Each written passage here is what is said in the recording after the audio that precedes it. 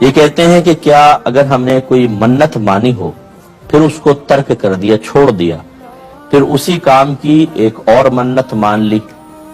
تو اور بعد میں وہ کام ہو گیا، تو ہمیں یہ والی جو بعد میں منت مانی یہ پوری کرنی ہوگی یا پہلے والی بھی پوری کرنی ہوگی؟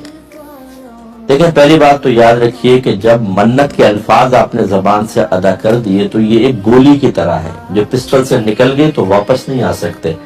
یہ آپ کو اختیار نہیں ہے کہ آپ نے کہا اللہ تعالیٰ کہ مجھے نوکری مل گئی تو میں 10 روزے رکھوں گا، بعد میں آپ نے کہا نہیں 10 چھوڑ دیتا ہوں، پھر آپ نے کہا اللہ تعالیٰ میں یوں کہہ رہا ہوں کہ نوکری ملی تو 2 رکعت نماز پڑھوں گا۔ تو جب آپ کو نوکری مل جائے گی تو 10 روزے بھی رکھنے ہوں گے اور 2 رکعت نماز بھی پڑھنی ہوگی۔